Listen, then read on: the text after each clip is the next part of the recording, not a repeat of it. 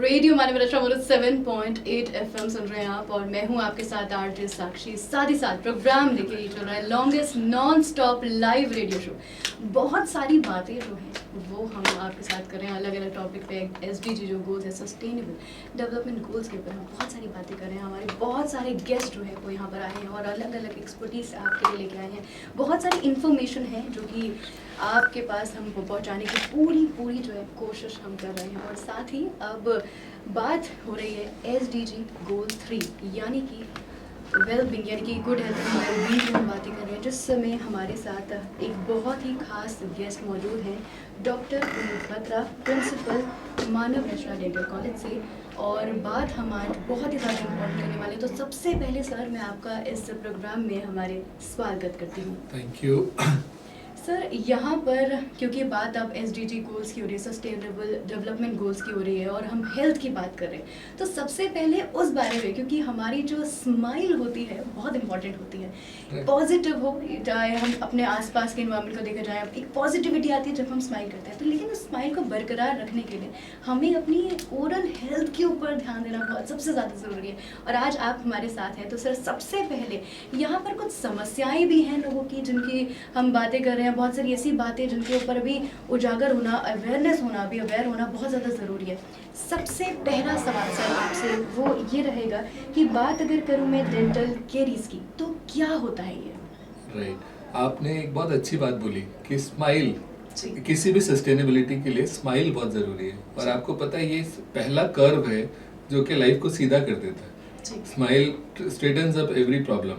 अब जैसे आपने कहा, ओरल हेल्थ और डेंटल केरीज ये हमारे जीवन के लिए बहुत ही आवश्यक है। इसलिए आवश्यक है क्योंकि नया डेटा, नई साइंस क्या कहती है कि बहुत सारी बीमारियां जैसे कार्डियोवैस्कुलर डिजीज, अल्जाइमर डिजीज जिसमें आदमी भूलने लगता है, dementia, obesity, weight gain, diabetes, metabolic disorders, rheumatoid arthritis, बहुत तरह के कैंसर हैव बीन प्रूवन कि ये सब पुअर ओरल हेल्थ के साथ रिलेटेड है, डेंटल केरीज के साथ रिलेटेड है, पेरिडोंटल डिजीज के साथ रिलेटेड है। इसीलिए बहुत ही आवश्यक है कि हमें पता हो कि ओरल हेल्थ क्या है, ओरल हेल्थ को मेंटेन कैसे करना है, और इससे हम आगे अगर नहीं करेंगे तो क्या हमारे शरीर को इसके साइड इफेक्ट और हार्म होंगे। जी बिल्कुल सर। तो सर जानना चाहूँगी, जैसे अब बचपन से, क्योंकि जब जो दूध के दांत होते हैं उनमें भी ये समस्या होती है कीड़े लगने की, और हम अक्सर कहते हैं कि चलिए दूध के दांत हैं ये तो टूट जाएंगे, निकल जाएंगे। लेकिन सर जानना चाहूँगी कि ये जो डेंटल केरीज की हम बात कर रहे हैं, ये कीड़े लगने की बात होती है, ये क्यों होता है? राइट, ये जो सवाल है ना, इसका बहुत ही बहुत लोगों को अवेयरनेस नहीं है कि डेंटल केरीज ऐसी बीमारी है जो एस्थमा, जो बच्चों में बहुत कॉमन होता है, उसमें 5 गुना ज़्यादा कॉज है ओरल डेंटल केरीज का। अब डेंटल केरीज है क्या? जब हमारे दांत इरप्ट होते हैं तो उनको हम अगर सही से साफ नहीं करते तो बैक्टीरिया जो हमारे मुंह में रहते हैं, कुछ अच्छे बैक्टीरिया और कुछ हार्मफुल बैक्टीरिया, उन्हें खाना मिल जाता है। उन्हें खाना मिलता है तो वो क्या करते हैं कि वो एसिड प्रोड्यूस करते हैं। अब ये एसिड क्या करता है, हमारे दांत की जो इनेमल की परत है उसे खोखला कर देता है। इसे डीमिनरलाइजेशन कहते हैं, मतलब उसका मिनरल कंटेंट कम कर देता है ताकि वो धीरे धीरे डिके होने लगता है। तो जब वो डिके होता है तो वो टूथ डैमेज होता है। तो बच्चा जैसे ही पैदा हो उसका पहला दांत 6 महीने में आने लगता है। तभी से हमें उसकी सफाई का ध्यान रखना है। हम लोग, बच्चा छोटा है, हम उसको उसकी फीडिंग, उसकी अदर प्रॉब्लम्स में जब टीथिंग होने लगती है तो फीवर होता है, हम उसमें ध्यान ज्यादा देने लग जाते हैं। लेकिन ओरल हेल्थ तभी से शुरू हो जाता है, ओरल हेल्थ केयर, जब पहला दांत आता है। बिल्कुल, ये बहुत ही ज़रूरी है, क्योंकि अक्सर ऐसा होता है कि जब बचपन से ही ध्यान दिया जाए तभी जाके जो है हम अपने दांतों में भी, अब देखिए कि सस्टेन हम कर पाएंगे। नहीं तो बहुत जल्दी ऐसी समस्या बाद में जाके होता है कि जल्दी या तो उनमें कुछ खराबी, टूट जाते हैं, क्रैक आ जाते हैं, या फिर होता है कि वो जल्दी निकल रहे हैं, दांतों में दर्द की समस्या हो जाती है, ये सब चीज़ें आने लगती है। तो इसलिए ज़रूरी है कि उनका बचपन से ही ध्यान रखना। इसी के साथ सर जो अगला सवाल मेरा आपसे हुआ कि किस तरह इसकी प्रिवेंशन क्या होगी, किस तरह हम इसे जो है इसके एहतियात बरत सकते हैं, किस तरह ना हो, ये उस पर आप राइट, ये ना देखिए, इसका पहले हमें कॉज समझना है, तभी हम प्रिवेंशन कर पाएंगे। सबसे पहला तो ये है कि 4 चीजें होनी चाहिए तब ये कैविटी होगी। सबसे पहले तो दांत होना चाहिए। दांत जो बनता है वो उसके 3 कंपोनेंट हैं। ऊपर की जो परत होती है उसको इनेमल कहते हैं, जी। अब enamel is the hardest substance on earth, hmm. Diamond से भी ज्यादा हार्ड होता है जी। और वो नॉन लिविंग होता है। हम्म। उसके नीचे लेयर होती है एक डेंटिन की, जो कि सॉफ्ट परत होती है, हम्म। और उसके नीचे होता है पल्प। हम्म। नाउ ये क्या है कि भगवान ने हमारा इनेमल ऐसा बनाया है कि वो जो भी चीज हम उसको रेजिस्ट करती है उसको प्रिवेंशन करता है। जी। दूसरी चीज जो होनी चाहिए वो है बैक्टीरिया। अब हमारे मुंह में अच्छे और बुरे दोनों बैक्टीरिया होते हैं। तीसरी चीज जो होनी चाहिए वो है खाना, फर्मेंटेबल कार्बोहाइड्रेट, मतलब जो हम फूड खा रहे हैं उसके रेमिनेंट्स जो रह गए।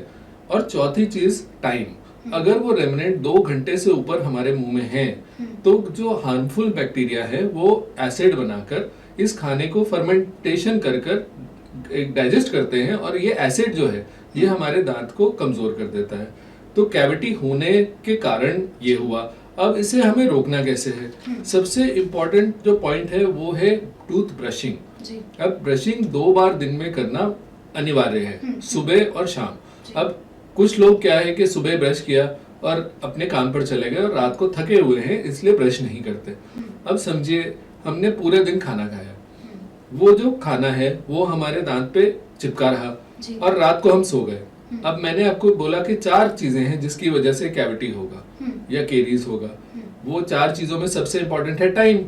अब पूरी रात वो जो बचा हुआ खाना था मुंह में जिसको हमने साफ नहीं किया टूथब्रश से, वो फर्मेंट होगा और वो फर्मेंट होकर एसिड बनाकर डैमेज कर ही देगा दांत को।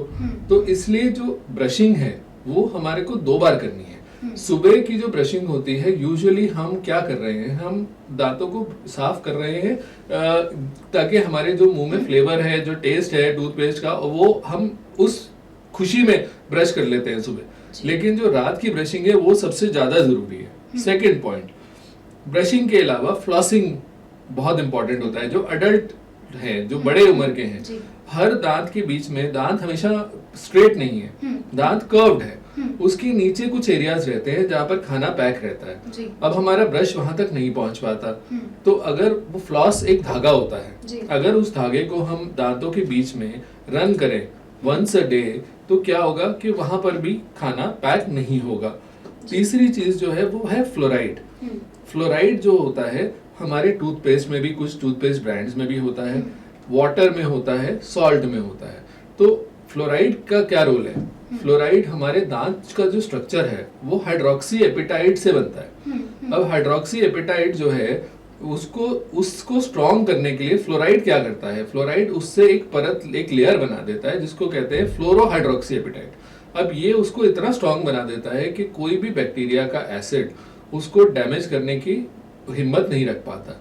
तो इसलिए फ्लोराइड भी इनटेक आइडियल क्वांटिटी में जरूरी है। सो अगर हम ब्रशिंग अच्छी कर रहे हैं, अगर हम खाना बार बार, जो स्वीटेंड कार्बोहाइड्रेट हैं उनको हम बार बार नहीं खा रहे हैं, देखिए हम दिन में जितनी बार अटैक बैक्टीरिया को करने देंगे, एसिड बनाने देंगे, उतनी बार वो और कमजोर होगा।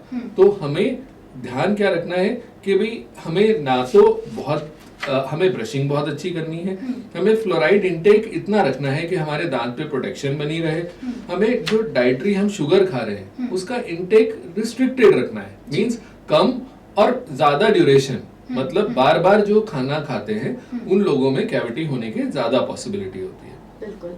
तो ये तो बहुत ही डिटेल में जानकारी जो है हमारे डॉक्टर हमारे साथ जो जुड़े हैं, आज हमारे स्पेशल गेस्ट जुड़े हुए हैं डॉक्टर पुनीत बत्रा, और साथ ही सर आपसे और भी बहुत सारी जो बातें हैं यहाँ मैं कर रही हूँ। यहाँ पर जो हमारा अगला मेरा सवाल है वो आपसे है कि देश में इसे कितना ज़्यादा बर्डन ऑफ केयर से ऐड होता है, इस बारे में जानना चाहूँगी आपसे।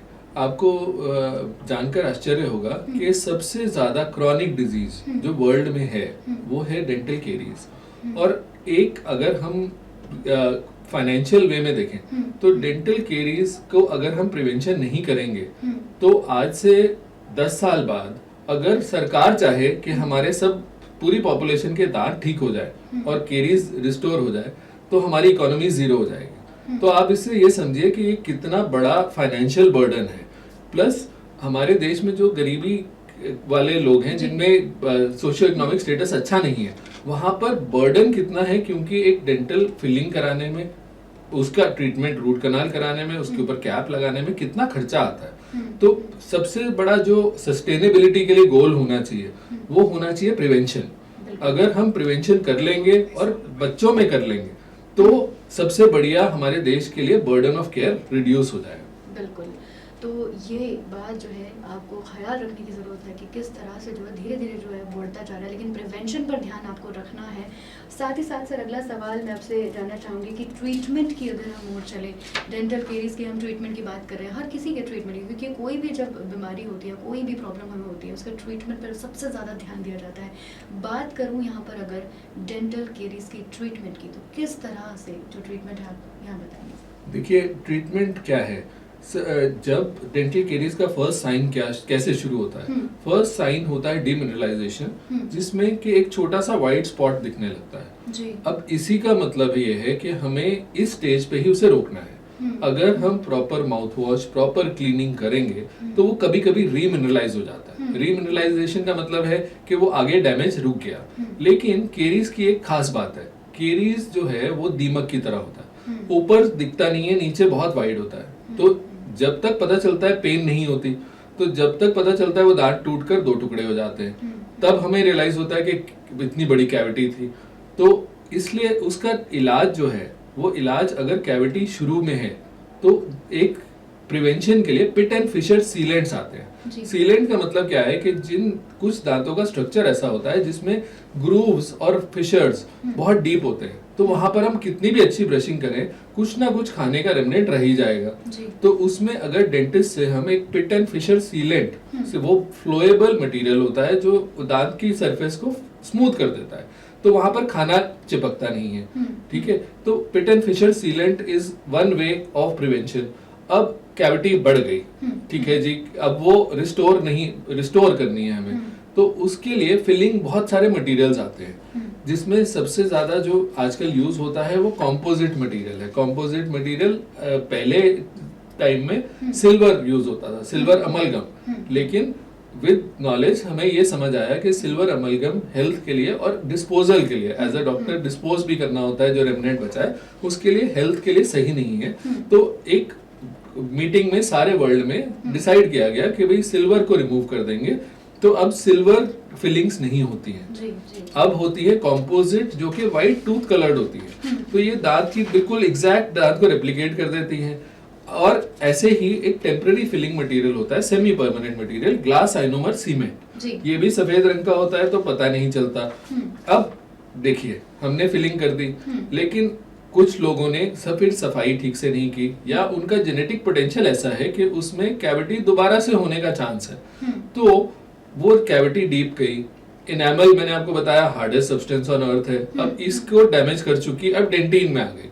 डेंटिन की जो परत है, डेंटिन 40 गुना ज्यादा फास्ट डैमेज होगा, क्योंकि वो सॉफ्ट मटेरियल है। तो जैसे ही डेंटिन में आ जाता है उसके बाद उसकी प्रोग्रेशन रेट बढ़ जाता है। अब वो बढ़कर पल्प पे आ गया। पल्प है ऐसा टिश्यू जिसमें हमारी नर्व एंडिंग्स है, तब हमें ठंडा गर्म लगने लगता है, तब हमें मीठा लगने लगता है। तो इसका मतलब ये है कि अब वो कैविटी को हमें जल्दी से जल्दी फिल करना है।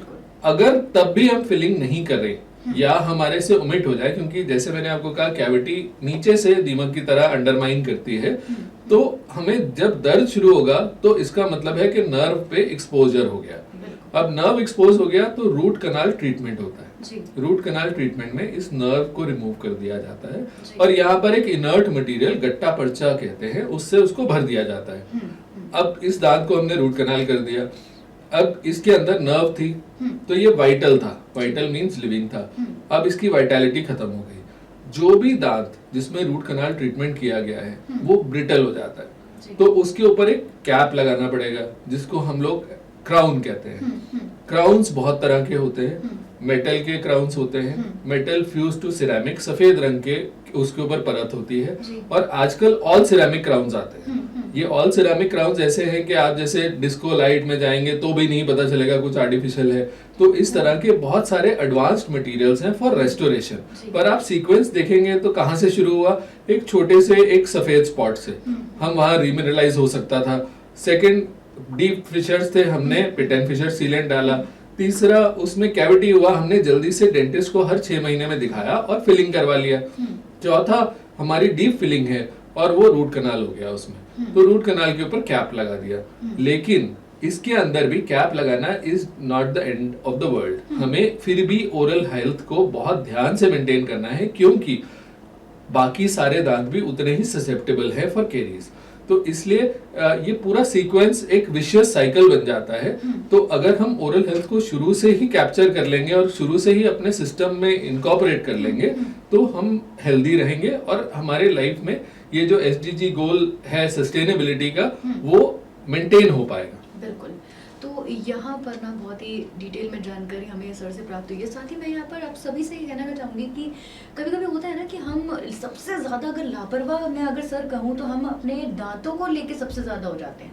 और हमें बार बार ये लगता है कि ऐसा हम जब भी हम बात करें दांतों की, हम बात करते हैं तो चाहे बचपन की बात करें चाहे बड़े होने की, अगर दांत में दर्द होता है तो हम यही सोचते हैं चलो कोई बात नहीं, थोड़े दिनों बाद ठीक हो जाएगा, ब्रश कर लें ठीक हो जाएगा।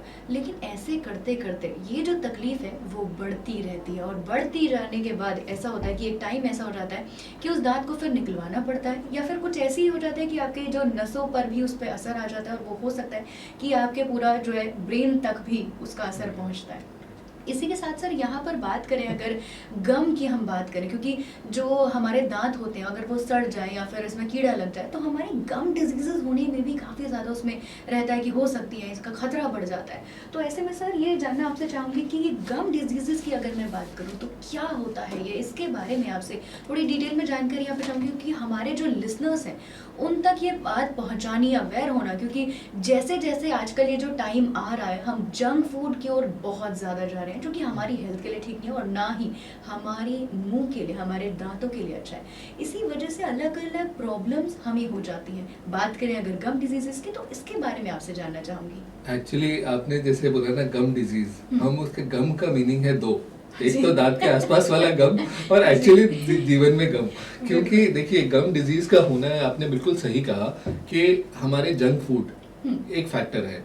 क्योंकि हमारा वो जो जंक फूड है दैट इज वो चूएबल फूड नहीं है। मींस जैसे हम बादाम किशमिश, हम जो नॉन रिफाइंड फूड है उसे खाते हैं तो वो जल्दी से बॉडी से चला जाता है, मुंह के दांतों से अंदर चला जाता है। लेकिन ये जो जंक फूड है ये स्टिकी होता है, तो ये ज्यादा समय तक दांत पे परत बनाकर रखता है। अब आपने जैसे कहा, देखिए क्या है, गम डिजीज एक अलग डिजीज है। केरीज में कीड़ा लगा, दांत प्रोग्रेस हुआ और वो दांत का ऊपर का स्ट्रक्चर डैमेज हुआ। लेकिन जो दांत है वो है हड्डी में, और हड्डी के ऊपर है सॉफ्ट टिश्यू गम्स। गम डिजीज होता है जब बहुत दिन तक हम ब्रश ठीक से नहीं करते, तो बैक्टीरिया की एक सॉलिड लेयर बन जाती है जिसको कहते हैं डेंटल प्लाक। अब ये डेंटल प्लाक अगर हम तब भी उस एरिया को ब्रश ना करें तो वो उसके अंदर मिनरल डिपॉजिट हो जाता है, और कैलकुलस और लेमैन लैंग्वेज में टार्टर। तो ये टार्टर जो है ये जब दांत के ऊपर जम जाता है तो क्या होता है कि हमारे गम्स से ब्लीडिंग शुरू हो जाती है, ठीक है ना, रेडनेस शुरू हो जाती है। और जब हम ब्रश करते हैं या फ्लॉसिंग करते हैं तो हमें ब्लड दिखता है, तब हमारी एकदम आंखें खुल जाती हैं। जैसे हमें पेशेंट के फोन आते हैं, अरे डॉक्टर साहब आज ही मिलना है, क्योंकि गम्स में ब्लीडिंग शुरू हो गई है। दूसरी बात, गम्स में स्वेलिंग होना और हैलिटोसिस, बैड ब्रेथ, ये दीज आर साइंस शोइंग कि गम डिजीज बढ़ रहा है और गम डिजीज है। जिंजिवल रिसेशन का मतलब क्या है कि जो दांत के ऊपर उसका ऊपर वाला हिस्सा था उसके नीचे जड़ एक्सपोज हो रही है। जड़ में जो है सॉफ्ट टिश्यू का गम नीचे जाता जा रहा है और पॉकेट्स बन रही हैं। पॉकेट का मतलब यह है कि वो गम अपनी पकड़ छोड़ रहा है और उसके अंदर खाना पैक होता जा रहा है। तो धीरे धीरे क्या होगा कि जैसे ही गम नीचे जाएगा, बोन अपने साथ धीरे धीरे नीचे जाती जाएगी, और जो दांत की जड़ है वो बोन के अंदर एम्बेडेड है। तो वो दांत की जड़ जो है वो बोन लेवल कम होने की वजह से धीरे धीरे हिलना शुरू होगा, और थोड़े दिन बाद उसे हिलते हुए निकालना पड़ेगा। तो इसलिए गम डिजीज जो है वो प्रोग्रेसिव डिजीज है। अगेन इसको कहते हैं साइलेंट डिजीज, क्योंकि इसमें पेन से शुरू नहीं होता, इसमें ग्रेजुअली गम्स रिसीड होने शुरू होते हैं। बिल्कुल सर, हम अक्सर ये सुनते हैं कि पायरिया हो गया, इस बारे में जो है अक्सर लोग बोलते हैं कि अगर मुंह से स्मेल आती है तो इसको भी एक हम बोलते हैं कि शायद से इन्हें पायरिया है इस वजह से। अच्छा, लोग इन पर भी ध्यान नहीं देते हैं, लेकिन आपसे जानना चाहूँगी सर ये क्या होता है और क्या ऐसे कुछ केसेस आपके पास आते हैं, क्योंकि ये जो होता है क्या बचपन से इसके बारे में ध्यान देने की ज़रूरत है या आगे चल के ये धीरे धीरे करके बढ़ जाता है, इसके बारे में आपसे जानना चाहूँगी। एक्चुअली देखिए, गम डिजीज शुरू होती है जिंजीवाइटिस से। जिंजीवाइटिस है अर्ली साइंस, जब ब्लीडिंग हुई गम्स में, जब थोड़ी सी गम्स में स्वेलिंग हुई, जब वो गम लेवल नीचे आने लगता है तो उसको पेरियोडोंटाइटिस या पायरिया कहा जाता है। तो मतलब second stage of gingivitis is pyorrhoea और पेरियोडोंटाइटिस। इसके अंदर आपने जैसे बहुत सही कहा कि हैलिटोसिस या बैड ब्रेथ होता है। अब ये जो पेरियोडोंटल डिजीज है, इसको पाया गया है कि ये काफी सारे चीजों से लिंक्ड है, जैसे डायबिटीज। जो डायबिटिक्स हैं उनमें पेरियोडोंटल डिजीज पायरिया का ज्यादा होने की पॉसिबिलिटी होती है। तो डायबिटिक पेशेंट को हर 6 महीने में डॉक्टर के पास जाना चाहिए दिखाने के लिए अपने गम्स को। सिमिलरली हार्ट डिजीज को पाया गया है कि पेरियोडोंटल डिजीज से लिंक्ड है। तो आप ये सोचिए कि जो हमारे प्लाक दांत पे जमा है, उसी तरह प्लाक जो है हमारी आर्टरी में जम जाता है और हमारे को एक स्ट्रोक हो सकता है। दूसरी बात, हाइपरटेंशन भी इससे रिलेटेड है। बहुत सारी irritable bowel disease, inflammatory bowel disease, erectile dysfunction, pancreatic cancer, बहुत सारी डिजीजेस का लिंक पाया गया है विद पेरियोडोंटल डिजीज। तो ये पेरियोडोंटल डिजीज होना is not a good sign. इसका मतलब ये है कि हमने अपने शरीर में कहीं और भी हार्म पॉसिबल शुरू हो चुका है। तो इसलिए इम्पोर्टेंट ये है कि भाई हमें पता हो कि पायरिया अगर है तो उसमें वरी नहीं करना है। We have to approach a doctor. बिल्कुल, तो ये बहुत ज़्यादा ज़रूरी है। साथ ही यहाँ पर सर जानना चाहूँगी, जैसे आपने अभी कहा कि हमें डेंटिस्ट के पास जाना चाहिए। अक्सर ऐसा होता है कि जब हमें परेशानी होती है ना, सिर्फ हम तभी जाते हैं, जो कि सही नहीं है। कि कभी भी दांत में दर्द होता है या कभी भी ऐसा होता है कि गम ब्लीडिंग होने लग गई है या फिर हमारी ये जो दांत की हड्डी होती है इसमें तकलीफ होती है, हम तब डेंटिस्ट के पास जाते हैं। लेकिन एक सही ड्यूरेशन क्या है, क्या मतलब जैसे क्योंकि जब भी हमें फिजिकली कुछ प्रॉब्लम होती है तब हम क्या करते हैं कि डेंटिस्ट के पास, जैसे हम जो है अपने डॉक्टर के पास जाते हैं, जो जनरल फिजिशियन होता है उनके पास जाते हैं। हमको पता है कि 6 से 7 महीनों में हमें जाना है। लेकिन बात अगर यहाँ पर डेंटिस्ट की की जाए, हमारे ओरल हेल्थ की जाए, तो डेंटिस्ट के पास कब जाना चाहिए? आपने बहुत ही बढ़िया सवाल पूछा। आपको पता है हमारे देश में सिर्फ 22% आबादी है जो टूथब्रश यूज करती है। अभी ओरल हेल्थ बहुत ही अंडर एस्टिमेटेड, अनअवेयरनेस इसमें इतनी ज्यादा है कि लोगों को डेंटिस्ट के पास जाने की जरूरत ही नहीं महसूस होती। लेकिन अगर आप वेस्ट में देखिए तो एक dental visit once a year तो मैंडेटरी है। क्यों? क्योंकि उसमें अगर कैविटी शुरू हो रही है तो आप देखकर you can start immediate treatment. अगर गम डिजीज शुरू हो रही है तो आप उसको इमीडिएट प्रिवेंशन कर सकते हैं। तो इसलिए वंस अ ईयर डेफिनेटली एक डेंटिस्ट के पास जाना चाहिए और जो वो सजेशन दें सफाई के लिए दांतों के, उसको भी फॉलो करना चाहिए। बिल्कुल सर, अभी आपने कहा प्रिवेंशन की बात यहाँ पर करी, तो गम डिजीजेस की हम बात कर रहे थे, तो अब जानना चाहूंगी कि प्रिवेंशन किस तरह से, क्योंकि क्या एहतियात बरतने चाहिए, क्या लापरवाही कहाँ हम कर देते हैं जिस वजह से ऐसा हो जाता है और क्या किन बातों का ख्याल रखने की जरूरत है, ये बात आपसे अब जानना चाहूंगी। एक्चुअली देखिए, गम डिजीज में जो हमें प्रिवेंशन है वो अगेन ओरल हेल्थ से रिलेटेड है कि हमें क्लीनिंग अच्छी करनी है, ब्रशिंग बहुत अच्छी करनी है। ब्रशिंग के जो स्ट्रोक्स होते हैं ना, वो हमें ऐसा करना है कि गम से अवे ब्रश करना है। जो खाना है उसे हमें मुंह की तरफ नीचे फेंकना है। दूसरी बात, डेंटल फ्लॉसिंग जो है वो बहुत जरूरी है। और जैसे ही गम डिजीज शुरू होती है तो इंटरडेंटल ब्रशेज आते हैं, उसे यूज करना चाहिए। इससे हमारे जो क्लेanलीनेस होगी तो जो पहला कॉज ऑफ गम डिजीज वो एलिमिनेट हो जाएगा। दूसरी चीज हमें जो ध्यान रखनी है कि अपनी सिस्टेमिक हेल्थ, हमें ये अपना, जो लोग डायबिटिक हिस्ट्री है, फैमिली में डायबिटिक पेशेंट है, मदर फादर को है, उन्हें रेगुलरली चेकअप करके ये देखना है कि कहीं उनका ब्लड शुगर भी नहीं बढ़ रहा। तो वो that will also contribute to periodontal disease. जी, बिल्कुल। तो सर अभी आपने बात करी ब्रशिंग की, तो जैसे कि पुराने टाइम में होता था कि लोग दातुन का इस्तेमाल करते थे, नीम की छाल का इस्तेमाल जो राइट। किया जाता था। धीरे-धीरे हमने देखा कि कैसे जो केमिकल रहती है, जो टूथपेस्ट आते हैं, इनका यूज़ होने लग गया। क्या इनका कोई प्रभाव हमारे दाँतों पे पड़ता है या पहले की जो चीज़ें थी, क्योंकि हम अब सस्टेनेबिलिटी की ओर जा रहे हैं सर, तो क्या जो पहले चीज़ें यूज़ होती थी, क्या आज भी उनका वही प्रभाव हमारे दाँतों पर पड़ता है, अच्छा प्रभाव है? ये आपसे जानना चाहूँगी। बहुत ही बढ़िया सवाल है। एक्चुअली इसमें ना बहुत बड़ी डिबेट है। जी। देखिए हमारे जो ब्रशेज़ हैं उसमें नायलॉन के फाइबर्स होते हैं। हुँ, तो अब पूरे वर्ल्ड में हम बात कर रहे हैं सस्टेनेबिलिटी, एनवायरनमेंट की, पूरे लाइवलीहुड की। हुँ, तो ये इसको ये कैसे डिसॉल्व होगा, ये प्लास्टिक, जो प्लास्टिक का टूथब्रश होगा। तो बहुत सारे कंट्रीज में और बहुत सारे लोग अब वुडन टूथ पे ब्रशेस बनाने लगे हैं, और जिसमें फाइबर्स जो है वो नेचुरल फाइबर्स यूज हो रही है। ठीक है ना, ये आर्टिफिशियल नायलॉन फाइबर्स नहीं यूज हो रही। ब्रश जो है वो हमेशा सॉफ्ट ब्रिसल्स के साथ होना चाहिए ताकि हम दांत को डैमेज ना करें। एक्चुअली जो हार्ड ब्रिसल्स होते हैं उससे क्या होता है कि इनामल की परत धीरे धीरे घिसने लगती है। अब इनामल की परत घिसेगी तो डेंटिन जल्दी घिसेगी। तो इसलिए जो ब्रशिंग है उसको हम जैसे बात कर रहे थे दातुन की, नीम की, ये सब जो थे दे हैड एंटीबायोटिक प्रॉपर्टीज। नीम में थी, ठीक है, तो वो उस समय के लिए बहुत अच्छा था। उस समय की डाइट्स बहुत अलग थी, उस समय रिफाइंड फूड जो था वो डिफरेंट था। अब जो फूड ईटिंग हैबिट्स हम लोगों ने बना ली वो डिफरेंट हो गई। तो इसलिए एक ब्रश करना चाहिए सुबह और शाम, सॉफ्ट ब्रिसल्स होने चाहिए, और एक माउथ वॉश जो है जैसे क्लोरहेक्सिडीन है या हाइड्रोजन पेरोक्साइड है। अगर गम डिजीज है तो ये माउथ वॉश हाइड्रोजन पेरोक्साइड का यूज करने से फायदा होता है। बिल्कुल। सर जानना चाहूँगी कि गम डिजीजेस की हम यहाँ पर बात कर रहे हैं, और किन बातों का ख्याल रखने की ज़रूरत है? प्रिवेंशन पे हमने बात करी, क्या कुछ और बातें हैं जो अभी जिन पर अभी जो उजागर होना ज़रूरी है, अवेयर होना हमें ज़रूरी है, उन बातों के बारे में जानना चाहूँगी आपसे। एक्चुअली देखिए जब हम डेंटिस्ट के पास जाते हैं तो हमारे को ना कुछ कुछ मिथ्स है। हम जाते हैं और हम कहते हैं हमने पहली बार आए हैं, तो डॉक्टर कहता है कि आपके दांतों में देखिए कितना टाटर जमा हुआ है, तो हम सफाई करना चाहते हैं।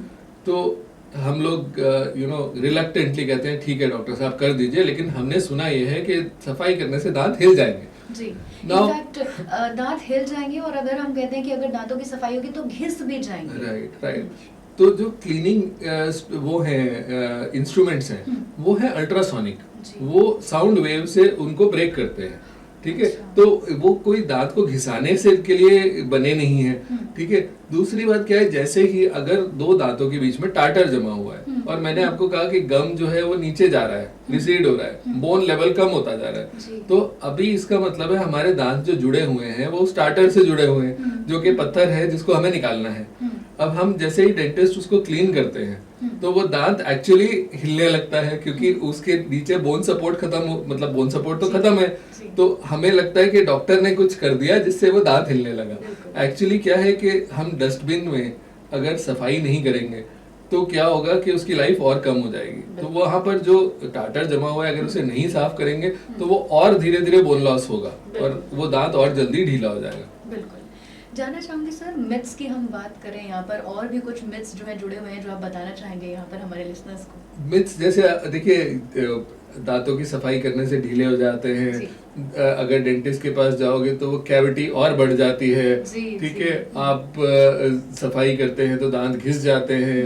ठीक है, डेंटिस्ट के पास जाएंगे तो एक सिंपल जो फिलिंग था उससे रूट कनाल हो जाएगा। ठीक है, डेंटिस्ट के पास जाएंगे तो दांत निकालने को कहेंगे। ठीक है, फिर इम्प्लांट का खर्चा बताएंगे कि इतना होगा। एक्चुअली क्या है कि एक सिंपल प्रिंसिपल है लाइफ का कि अगर प्रिवेंशन करेंगे तो ये पूरा विशियस साइकिल बनेगा ही नहीं। तो ये जो मिथ्स है ना, इसमें कई और मिथ्स डिफरेंट एरियाज में हैं, स्पेशली रूरल एरियाज में जहाँ पर डेंटल सपोर्ट या डेंटिस्ट अवेलेबल ही नहीं है। सो ये myths over a period of time धीरे धीरे हट रहे हैं और लोगों को समझ आ रहा है कि ओरल हेल्थ इतनी जरूरी है। इसी के साथ सर यहाँ पर अब बात करेंगे उन सर्जरीज के बारे में और लेजर ट्रीटमेंट के बारे में बात करूंगी सर, जो कि गम डिजीज में किए जाते हैं। आपसे इस बारे में जानना चाहूंगी क्योंकि लोग जो है इस बात को सुनकर, सर्जरी सुनकर डर जाते हैं।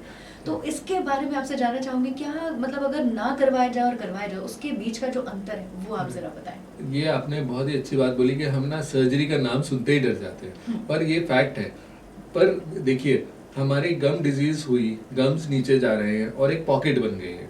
अब इस पॉकेट को अगर हम क्लीन नहीं करेंगे तो ये आगे सेल्फ क्लीनेबल एरिया नहीं बनेगा, तो ये हमारी बीमारी धीरे धीरे बढ़ती ही रहेगी, चाहे हम कितनी बार भी डॉक्टर के पास जाकर सफाई करवा लें। जी, जी। तो इसलिए क्या गम सर्जरी में क्या किया जाता है कि गम्स को थोड़ा सा उठाकर अंदर साफ कर कर क्लोज कर दिया जाता है। जी। इससे क्या होता है कि वो जो पॉकेट है वो हट जाती है। अब कुछ कुछ पॉकेट्स जो होती हैं वो शैलो होती है, इतनी डीप नहीं होती, तो वहां पर लेजर से हम जो उस एरिया को में जो बैक्टीरिया है उनको किल कर पाते हैं। तो लेजर का भी बहुत अच्छा रोल है इवन कैविटी में डीमिनरलाइजेशन के लिए, और कैविटी की फिलिंग करने के लिए भी आजकल लेजर को यूज किया जाता है। कैविटी के अंदर जो कॉम्पोजिट है उसको क्योर करने के लिए, कैविटी को हटाने के लिए, और जैसे गम डिजीज में मैंने आपको बताया कि भाई उसमें उस एरिया को डिसेंसिटाइज, और उस एरिया को जैसे गम डिजीज में जब सफाई करते हैं तो सेंसिटिविटी बढ़ जाती है दांतों की, तो वो डिसेंसिटाइज करने के लिए भी लेजर बहुत काम आते हैं। जी बिल्कुल। तो ये बहुत ही जानकारी जो है, बहुत ही ज़्यादा एक डीप जानकारी जो है डिटेल में बताई गई है कि क्यों गम डिजीज़ का ध्यान रखना, अपने गम्स का ध्यान रखना ज़रूरी है, क्यों अपने डेंटल केरीज का ध्यान रखना ज़रूरी है, क्यों हमें डेंटिस्ट के पास जाना ज़रूरी है। इसी के साथ सर आपसे अब जो हमारा अगला सवाल वो बहुत ही ज़्यादा ज़रूरी, यहाँ पर एक बहुत बड़ा मुद्दा, क्योंकि अब बात हो रही है यहाँ पर सस्टेनेबल डेवलपमेंट गोल नंबर 3 यानी कि गुड हेल्थ एंड वेलबींग।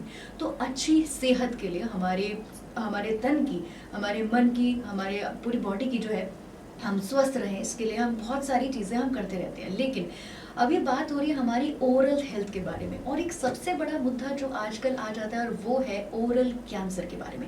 जानना चाहूँगी सर आपसे कि ओरल कैंसर के कारण क्या क्या होते हैं, क्योंकि हम जब सुन लेते हैं कि एक बार कैंसर सुन के ही सर हमारी रूह तक कांप जाती है, लेकिन यहाँ बात हो रही है जब ओरल कैंसर की, इसके कारण आपसे जानना चाहूँगी। राइट। ओरल कैंसर आपको पता है साउथ ईस्ट एशिया में one of the biggest cause of death है, और ये ओरल कैंसर ऐसा है कि हमारे देश में अगर आप वर्ल्ड वाइड देखिए, पहले तो ग्लोबली हर साल अराउंड 4 लाख लोगों को ओरल कैंसर होता है, उसमें से 2 लाख लोगों की डेथ होती है। तो कहने का मतलब ये है कि कैंसर का जो रेट है वो बढ़ता जा रहा है, और बढ़ने के कारण बहुत सारे हैं। बढ़ने के कारण हमारे देश में जो है वो है बीटल नट, और ये पान पराग, गुटखा, ये सब खाना। अब क्या है, ये हैबिट बहुत जगहों पर होती है। जैसे मेरे को याद है, मैं जब पढ़ाई करता था तो जो एक रिक्शा वाला जो मेरे को लेकर जाता था कॉलेज, वो ये बोलता था कि जी मैं ना, ऐसा है कि मेरे दोस्त खाते हैं तो मैं भी खा लेता हूँ। तो alcohol, cigarette smoking, HPV virus, radiation, बहुत धूप जो फेस पे रहे डायरेक्टली बहुत समय तक, they are all causes for oral cancer. तो सिर्फ यही नहीं, क्योंकि अक्सर हमने देखा है कि कभी किसी को अगर ओरल कैंसर होता है तो वो ये कहते हैं कि हम तो तंबाकू भी नहीं खाते हैं, हम तो किसी चीज़ का सेवन नहीं करते, फिर भी हो गया, क्योंकि इसके अन्य कारण भी हो सकते हैं, जिसमें से एक है, हो सकता है धूप का बढ़ना, या हो सकता है जो कारण अभी सर ने बताया। इसी के साथ सर आपसे जानना चाहूँगी, मेरा अगला सवाल जो है आपसे वो ये कि इसके जो सिम्टम्स हैं वो क्या क्या है, इसके बारे में आप थोड़ा सा हमें बताएं। हाँ, जैसे आपने कहा, कारण में एक जेनेटिक कारण भी है, क्योंकि ना कुछ कैंसर्स जो हैं वो देखा गया है कि पर्टिकुलर जेनेटिक मेकअप में ज्यादा होते हैं। नाउ इसमें क्या है, देखिए सबसे पहला साइंस एंड सिम्टम क्या दिखता है, हमारे मुंह में एक सफेद पैच बनता है जिसको ल्यूकोप्लेकिया कहते हैं, और प्री कैंसरस लीजन। अब ये वाइट पैच जो है, हमारे को जैसे सेल्फ एग्जामिनेशन, हमें अपने मुंह में हर महीने जब हम ब्रश कर लेते हैं तो एक बार एक हैबिट की तरह देखना है कि कोई व्हाइट पैच तो नहीं बन रहा है। नाउ ये white patches are precancerous, ये सारे के सारे कैंसर में कन्वर्ट नहीं होते हैं। मेनी ऑफ देम हैपन कि भाई हमारा एक शार्प टूथ है, वो बार बार इरिटेट कर रहा है, हमने कुछ हार्ड खा लिया जिसकी वजह से वो पैच बना। उसके बाद क्या होता है कि वो रेड और व्हाइट पैचेस का मिक्स बन जाता है, और उसके बाद क्या होता है, छाला बन जाता है, एक अल्सर बन जाता है। वो अल्सर धीरे धीरे धीरे धीरे बड़ा होता जाता है, लेकिन अभी तक पेन नहीं होती है। फिर ये स्प्रेड होने लगता है, क्रस्टिंग होती है, और ये नॉन हीलिंग अल्सर्स जो होते हैं मुंह में, जी। They are a cause for worry. Specially जो टंग के नीचे होते हैं नॉन हीलिंग अल्सर्स, वो बहुत जल्दी स्प्रेड करते हैं क्योंकि टंग में वैस्कुलैरिटी, टंग में खून की सप्लाई बहुत ज़्यादा होती है, तो बहुत जल्दी स्प्रेड करते हैं। फिर धीरे धीरे सिम्टम्स शुरू होते हैं कि हमें स्वॉलोइंग में दिक्कत आने लगती है, हमारे को हमारी वॉइस ऑल्टर हो जाती है, और फिर हमें दर्द होने लगता है खूब सिवियर। एक और चीज जो क्वाइट कॉमन है हमारी कंट्री में, वो है ओरल सबम्यूकस फाइब्रोसिस। ये क्या है? जो पान पराग खा रहे हैं उनका टिश्यू धीरे धीरे धीरे उसकी फाइबर स्ट्रेच, उनकी स्ट्रेच खत्म होती जाती है, मतलब मुंह खुलना कम होने लगता है, और ग्रेजुअली उनके मुंह खुलने कम के बाद जो बैंड्स बन जाते हैं, टफ बैंड्स, तो वो ना तो खाना चबा पाते हैं, उन्हें मुंह खोलने में बहुत दिक्कत होती है, और उनका जो जॉइंट होता है टीएम जॉइंट, वो बहुत पेनफुल हो जाता है। So submucous fibrosis, oral cancer, leukoplakia, erythroplakia, ये सब टर्मिनोलॉजीज यूज होती हैं बहुत फ्रीक्वेंटली इस बीमारी के लिए। बिल्कुल सर, जानना चाहूँगी कि अगर हम यहाँ पर ओरल कैंसर की बात कर रहे हैं, तो इसके ट्रीटमेंट की अगर मैं बात करूँ तो वो क्या क्या ट्रीटमेंट है, इसके बारे में आपसे जानना चाहूँगी। एक्चुअली देखिए, इसमें क्या है कि सबसे पहली जो चीज़ है कि डायग्नोसिस करना, कि डायग्नोसिस सिर्फ देख कर नहीं पता चलता। वो जो वाइट पैच बना है या जो नॉन हीलिंग अल्सर है, उसकी बायोप्सी होना जरूरी है। बायोप्सी का सैंपल जब लिया जाता है, वो माइक्रोस्कोप में देखकर पता चल जाता है कि स्क्वैमस सेल कार्सिनोमा है या किस टाइप का कार्सिनोमा है, उसकी डेप्थ कितनी इन्वेजन की है, और वो कितनी फास्ट स्प्रेड हो रहा है, ठीक है ना। उसके अकॉर्डिंगली इसका ट्रीटमेंट होता है। सीटी स्कैन बताता है कि क्या ये किसी बोन में स्प्रेड हो चुका है, कितना उसका नॉर्मल टिश्यू कितना है और कितना स्प्रेड है। एमआरआई, पेट स्कैन, ये सब स्कैन्स होते हैं। उसके बाद देखकर इनमें इलाज जो है, आपने जैसे पूछा, तो इलाज में सबसे पहली जो चीज है वो है कि हमें सर्जरी करी जाती है और उस टिश्यू को काट दिया जाता है विद लीविंग नॉर्मल मार्जिन्स। मतलब जो भी कैंसरस टिश्यू है उसको हटा दिया जाता है और नॉर्मल मार्जिन्स छोड़ दिए जाते हैं। कभी कभी वो जॉ बोन तक इन्फेक्टेड होता है, तो उतनी बोन को भी काटना पड़ता है। बोन को काटने के बाद देखिए गैप बन जाएगा, तो उसको रिहेबिलिटेट भी करना पड़ता है। तो उसके अंदर हमें मेटल का या 3D प्रिंटेड आजकल मैंडिबल या अपर और लोअर जॉ आते हैं, उन्हें लगाया जाता है, ठीक है। और कभी कभी जब ये लिम्फ नोड्स तक स्प्रेड हो जाता है तो रेडिकल नेक डिसेक्शन भी करना पड़ता है। तो बिल्कुल फेशियल डिसफिगरमेंट हो जाती है और बहुत क्वालिटी ऑफ लाइफ में बहुत डिफरेंस हो जाता है। रेडियोथेरेपी की जरूरत पड़ती है कुछ पेशेंट्स को, और कुछ पेशेंट्स को कीमोथेरेपी की जरूरत पड़ती है। तो इनकी जो रिहैबिलिटेशन है वो रिक्वायर करती है मल्टीपल क्लिनिशियंस। सिर्फ एक डेंटिस्ट नहीं इसको ठीक कर सकता, इसमें कैंसर स्पेशलिस्ट, कीमोथेरेपी के स्पीच थेरेपिस्ट क्योंकि आवाज में दिक्कत आती है, साइकोलॉजिस्ट की जरूरत पड़ती है क्योंकि एकदम क्वालिटी ऑफ लाइफ एकदम फेशियल डिसफिगरमेंट हो जाता है। तो बहुत सारे क्लिनिशियंस को मिलकर मल्टी डिसिप्लिनरी टीम में इसका इलाज करना पड़ता है। जी बिल्कुल, तो ये सारी जो चीज़ें हैं, इनका बातों का तो ख्याल हमें रखना ही है। साथ ही साथ सर जानना चाहूँगी कि ऐसे क्या हम एहतियात बरतें, क्या प्रिवेंशन हम ऐसे लें कि आगे जो है, अब हमारी क्योंकि लाइफ को हमें सस्टेन करना, हमें अपनी अच्छी एक लाइफ चाहिए, उसके लिए ज़रूरी है हम अपने ख्याल रखें, हम अपनी ओरल हेल्थ का भी ख्याल रखें। ऐसा करें कि हमें आगे चल के कोई भी ऐसी जो डिजीज़ है वो ना हो जाए। स्पेशली अगर मैं बात करूँ ओरल कैंसर की, उसके लिए सर क्या जो चीज़ें हैं हमें उनका ध्यान रखना है? देखिए, जो रिस्क फैक्टर्स हैं, अगर आपका जेनेटिक पोटेंशियल है, सपोज आपकी बॉडी की इम्यूनिटी कम है और आपके अंदर जेनेटिकली आपकी फैमिली में कैंसर्स हैं, ठीक है, तो आपको possibility of having oral cancer is high.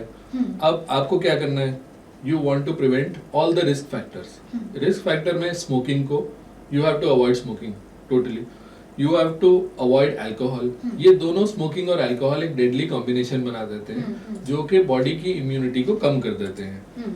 HPV infection, ये आपके हाथ में नहीं है। सन एक्सपोजर, चूइंग टोबैको, ये सब चीज़ों को अगर हम प्रिवेंट करेंगे तो हम बहुत ही हम एक तरह से अपने आप को इस कैंसर से बचाने का प्रयत्न होगा। जी बिल्कुल।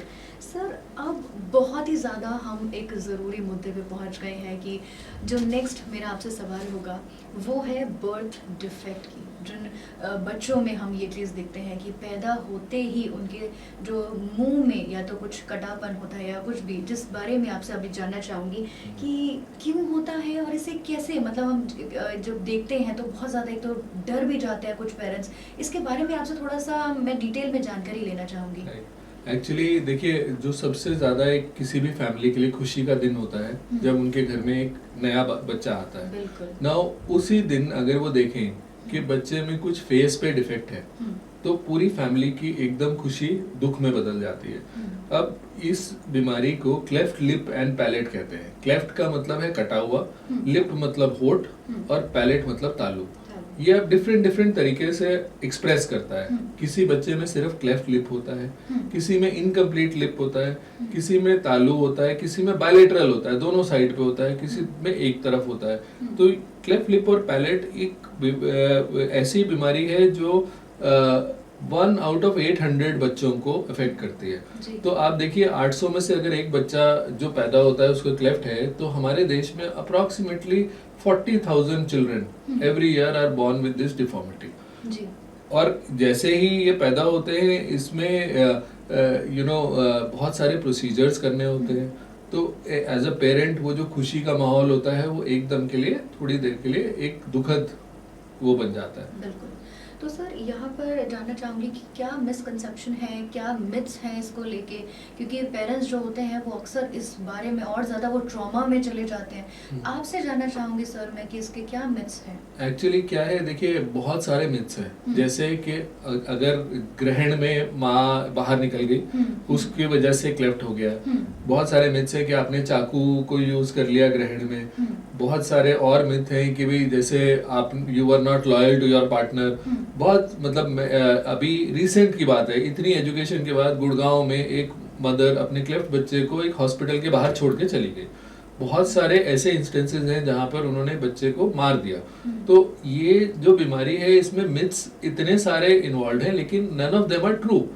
क्लेफ्ट लिप और पैलेट पूरे वर्ल्ड में इतना ही इंसिडेंस है और इसके बहुत सारे जो कारण हैं वो जेनेटिक और बहुत सारे और कारण हैं, एनवायरमेंटल फैक्टर्स, जिसकी वजह से यह होता है। बिल्कुल सर, लेकिन यहाँ पर आपने कहा कि बहुत सारे ऐसे फैक्टर हैं, लेकिन मैं जानना चाहूँगी आपसे जो इसका एक्चुअल कारण है कि वो क्या है, कि हम जाने। अगर ये जो आपने बताया कि क्लेफ्ट लिफ्ट और ये जो पैलेट के बारे में आपने बताया है, इसका जो एक्चुअल कारण है उसके बारे में आपसे जानकारी लेना चाहूँगी। देखिए ये ना जेनेटिक और एपिजेनेटिक फैक्टर्स की वजह से होता है। अब मैं आपको एक चीज़ बताता हूँ, कुछ रिस्क फैक्टर्स हैं जिसमें होने की ज़्यादा पॉसिबिलिटी है। रिस्क फैक्टर ये है कि जब मदर प्रेग्नेंट है और वो रेगुलरली स्मोक कर रही है, this is a very big risk factor.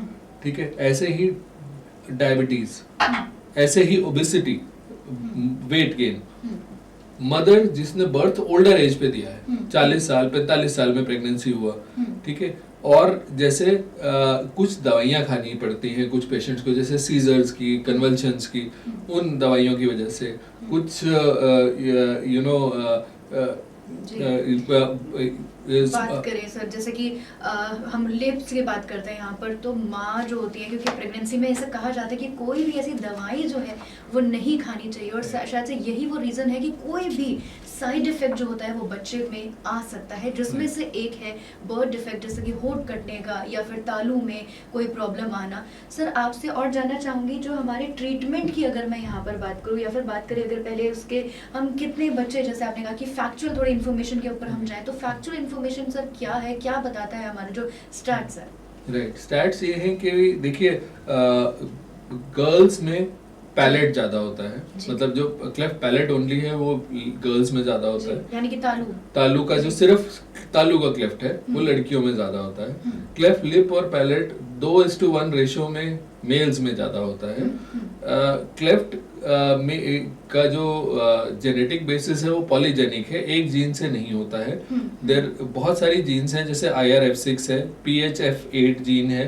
In jeans को लोकलाइज किया गया है कि भाई दे कॉज क्लेफ्ट। बहुत सारे क्लेफ्ट पेशेंट सिंड्रोमल होते हैं। सिंड्रोमल का मतलब ये है कि 3 बॉडी सिस्टम्स को अफेक्ट करते हैं। मतलब कि जैसे कुछ पेशेंट्स जो हैं, एक सिंड्रोम है जिसके अंदर आपका टंग छोटी होगी, तालू में गैप होगा, और जॉ छोटा होगा। तो ऐसे करके बहुत सारे सिंड्रोम्स हैं, जैसे वैंडरवुड सिंड्रोम है, जैसे स्टिकलर सिंड्रोम है। स्टिकलर सिंड्रोम में आंखों की रोशनी भी कम होती है, तो बहुत कम देखा जाता है।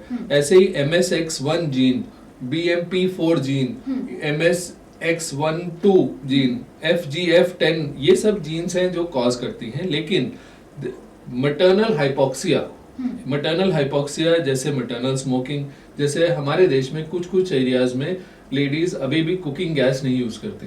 चूल्हे की जो स्मोक है वो हाइपोक्सिया मतलब हमारी बॉडी का ऑक्सीजन लेवल कम कर देती है, कार्बन मोनोऑक्साइड होता है उसमें, तो it can be one of the causes of cleft. Vitamin deficiency, अगर B12 और फोलिक एसिड प्रेग्नेंट लेडी को नहीं समय पर मिला है, रेटिनॉइड्स, विटामिन ए और लेड का एक्सपोजर, अल्कोहल का एक्सपोजर और साइकोट्रोपिक ड्रग्स, कोकेन, हीरोइन, ये बहुत सारे कारण हैं जिन एंटी कन्वल्सेंट ड्रग्स, इन सब नाइट्रेट कंपाउंड्स, ये सब होने से क्लेफ्ट होने की पॉसिबिलिटी बहुत हाई होती है। बिल्कुल।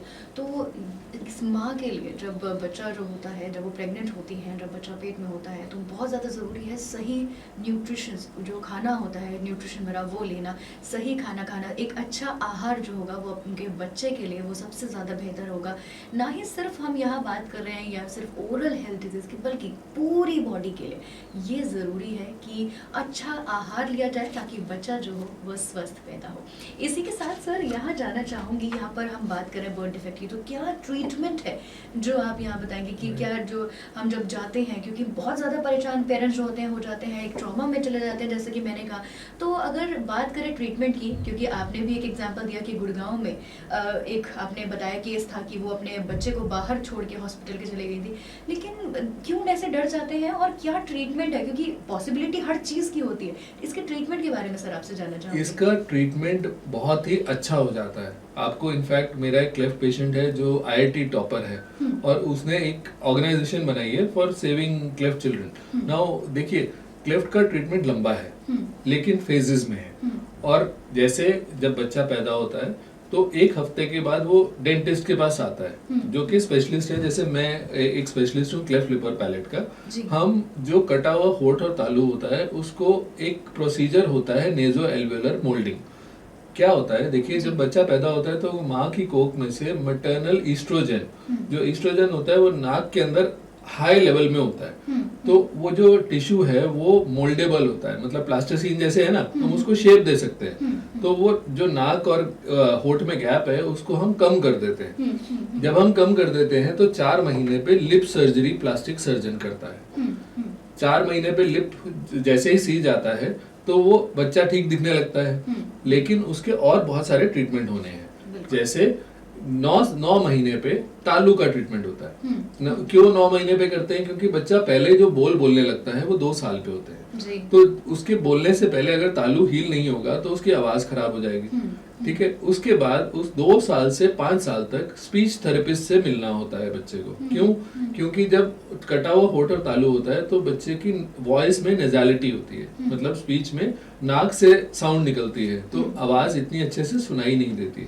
तो इसलिए स्पीच थेरेपिस्ट की जरूरत होती है 2 से 5 वर्ष तक। उसके बाद क्या होता है कि जो दोनों बोन के एरियाज हैं वो टूटे हुए हैं, वहां पर एक बोन ग्राफ्टिंग प्रोसीजर होता है। तो वो फिर डेंटिस्ट के पास, ऑर्थोडोंटिस्ट के पास जाते हैं जो उस एरिया को रेडी करते हैं ताकि बोन ग्राफ्ट एक्सेप्ट हो जाए। अब ये बोन ग्राफ्ट कहाँ से हड्डी ली जाती है, ये पेशेंट की अपनी ही हड्डी लेकर वहां डाली जाती है ताकि वो जबड़ा एक सिंगल यूनिट बन जाए। उसके बाद बच्चे के तार लगती है दांतों में, जैसे सब बच्चों को लगती है, दांत सीधे होते हैं। और 30% बच्चे ऐसे हैं जिसमें ऊपर का जबड़ा इतना अच्छा ग्रो नहीं करता, तो उन पेशेंट्स में उस जॉ को तोड़कर आगे लाना पड़ता है, जिसको कहते हैं ऑर्थोग्नेथिक सर्जरी। सो ये करने के बाद जब बच्चा 17 या 18 साल का होता है, और ये टाइम हमारे देश में जैसे 12th क्लास के साथ कोइंसाइड करता है, तो एक फाइनल प्लास्टिक सर्जरी होती है जिसको कहते हैं लिप नोज रिवीजन, कि फाइनल उसको फिनिश कर देते हैं। और बच्चे को जैसे वो नए कॉलेज में या नई लाइफ शुरू करता है तो उसका ट्रीटमेंट ऑलमोस्ट खत्म हो जाता है। तो ये पूरा सीक्वेंस है from birth till the time he is an adult. बिल्कुल सर यहाँ पर आपने कॉलेज की स्कूल की बात करी, लेकिन इसके साथ साथ कि जब ये प्रोसेस चल रहा होता है या प्रोसेस नहीं भी होता है, लेकिन बच्चे को वो सारी चीज़ें उनका सामना करना पड़ता है जो कि मेंटली बहुत ज़्यादा उसे परेशान कर देती है। इसके बारे में सर आपसे जानना चाहूँगी, क्योंकि बच्चा जो होता है वो अक्सर ऐसा देखा जाता है कि जब भी ऐसी कोई प्रॉब्लम ऐसी होती है तो बड़े जल्दी फेस कर लेते हैं, और जो दूसरे बच्चे होते हैं मतलब क्योंकि वो अनजान होते हैं, बचपना होता है, तो बच्चों को वो चिढ़ाने के लिए या फिर थोड़ा सा मजाक के तौर पर वो कह देते हैं, लेकिन ये कहीं ना कहीं मेंटली बहुत ज्यादा असर करता है। इसके बारे में सर आपसे जानना चाहूंगी। आपने बहुत ही अच्छा सवाल किया, क्योंकि देखिए जो भी बच्चा, हम फेस तो सबको विजिबल है, हम पूरे वर्ल्ड के साथ we are communicating with the world with the face, तो वो जो इवन बेस्ट से बेस्ट सर्जरी का थोड़ा सा स्कार दिखता है वो कभी कभी बच्चों को छेड़ा जाता है। तो देखिए इसके लिए ना साइकोलॉजिकल इश्यूज को प्रिवेंट करने के लिए we have to be open in the house. हमें एज अ पेरेंट उन्हें बताना है कि देखिए आप अलग नहीं हैं। अगर देखिए किसी का लेफ्ट हैंड अच्छा चलता है, किसी का राइट हैंड अच्छा चलता है, तो हम सब अलग अलग तरीके से बने हैं, और जो है हमारे को एज अ कम्युनिटी सबको अवेयर करना है कि देखिए इस तरह के भी बच्चे हैं and they are all part of the game, because ये मेंटली बहुत स्ट्रांग होते हैं, they are physically everything is okay, सिर्फ एक स्कार ऑफ द लिप है। तो साइकोलॉजिकल इश्यूज है, लेकिन इनको टैकल करने के लिए एक तो बच्चे के लिए साइकेट्रिक इवैल्यूएशन और उनको हेल्प की जरूरत है। दूसरा, parents have to be active, घर में ओपन डिस्कशन। तीसरा, अगर पेरेंट में कॉन्फिडेंस दिखेगा तो बच्चे में दिखेगा। और चौथा, स्कूल में टीचर्स और सबको अवेयर कराना एंड पब्लिक को अवेयर कराना। बिल्कुल सर, यहाँ पर जो मेरा आपसे सवाल होगा, जो नेक्स्ट सवाल होगा, बहुत ज़्यादा ये भी ज़रूरी है कि कितनी पॉसिबिलिटी है कि नेक्स्ट जन तक, क्योंकि अक्सर ना ये हम अगर अपने कल्चर की बात करें, इंडियन कल्चर की बात करें, तो बड़ी जल्दी हम ये लेके परेशान हो जाते हैं कि अगली आने वाली जो जनरेशन है क्या उस पर भी तो ये असर नहीं आ जाएगा या आ जाएगा। इस बारे में आपसे जानना चाहूँगी कि कितनी पॉसिबिलिटी होती है सर आने की। एक्चुअली देखिए यूनिलेटरल क्लेफ्ट जो है उसकी पॉसिबिलिटी ट्रांसमिशन की 4 से 5% है, और बायलेटरल क्लेफ्ट की और ज्यादा है। तो देखिए अगर आपके जेनेटिक मेकअप में पॉसिबिलिटी है तो होने की हाई मतलब चांसेस 4 to 5% है, लेकिन मतलब हमें अगर पता है कि ये ट्रीटेबल है तो there is no cause for worry. बिल्कुल सर, जो अगला सवाल ये जानना चाहूंगी कि शादी से पहले कितना ज्यादा जरूरी है इस चीज की काउंसलिंग कराना। राइट, देखिए अगर हमारे जेनेटिक मेकअप में एक ऐसी जीन है जो कि पॉसिबिलिटी करती है कि जब हमारा पार्टनर हमारे साथ आएगा तो वो possibility of developing birth defects रहे, तो it is good to do a genetic counselling, क्योंकि हम mentally before we become parents और before we have a life partner we are aware that this may be a possibility in our life, और हम उसे कैसे tackle करेंगे। क्योंकि देखिए आजकल अल्ट्रासाउंड में ही पता चल जाता है कि भाई बच्चे में क्लेफ्ट है, तो वो पहले से ही पेरेंट्स प्रिपेयर्ड होते हैं and they know how to tackle it. बिल्कुल सर, इसी के साथ यहाँ पर जो है आपसे जो मेरा आखिरी सवाल ये रहेगा कि क्या वो खास संदेश है, क्योंकि आज हमने बहुत सारी बातें करी, सस्टेनेबिलिटी के ऊपर हम बात करें, SDG गोल 3 यानी कि हम बात कर रहे हैं आज गुड हेल्थ एंड वेलबींग की। बहुत ज़्यादा ज़रूरी है अपने ख्याल रखना दांतों का, हम अपनी पूरी बॉडी का ध्यान रखते हैं, और ये कहीं ना कहीं हमारी पूरे स्वास्थ्य के लिए ज़रूरी है कि सबसे पहले हम अपनी ओरल हेल्थ का भी, जिसे हम सबसे ज़्यादा हम निग्लेक्ट करते हैं, उसका ध्यान रखें। इसी के सर आपसे जानना चाहूँगी क्या वो खास संदेश है जो आज आप हमारे सभी लिसनर्स तक पहुँचाना चाहेंगे। राइट, देखिए हमारा पूरा शरीर जो है वो बंद है, ठीक है ना। जो हमारा बाहर की एनवायरनमेंट से जो ओपनिंग है वो ओरल कैविटी है। अब ओरल कैविटी ऐसी बनी है, भगवान ने ऐसी बनाई है जो हमेशा एक्सेस रहेगा सारी एनवायरनमेंट से। अब एनवायरनमेंट में गुड और बैड बैक्टीरिया रहेंगे, ठीक है ना। तो हमें we have to take care of our oral health well. हमारी systemic health depends on oral health. तो हमें सबसे इम्पोर्टेंट है कि सुबह और शाम ब्रश करना है, ठीक है। रात को ब्रश करना बहुत जरूरी है। मैं बच्चों से मजाक करता हूँ कि अगर करवा चौथ का व्रत नहीं रखा तो भैया सुबह सुबह क्यों ब्रश करते हो क्योंकि आप क्लीन ब्रश किस लिए करते हो, दांतों को क्लीन करने के लिए। तो अब दांतों को क्लीन जब गंदे होंगे तभी क्लीन करोगे ना। तो रात तक तो गंदे थे, अब आपने उनको छोड़ दिया बैक्टीरिया को कि भैया अच्छा है एसिड बनाओ दांत को खराब करो, और फिर सुबह सुबह ब्रश कर लिया, तो वो गड़बड़ है। तो इसलिए हमें ब्रश रात को करना बहुत जरूरी है। सेकेंड थिंग ये है कि फ्लॉसिंग करना मैंडेटरी है फॉर अडल्ट्स। तीसरी चीज, डेंटिस्ट को रेगुलर विजिट करना बहुत ज़रूरी है कि अगर कैविटी हो रही है तो जल्द पकड़ी जाए, पेरिडोंटल डिजीज पायरिया शुरू हो रहा है तो उसको उसी वक्त टैकल कर लिया जाए।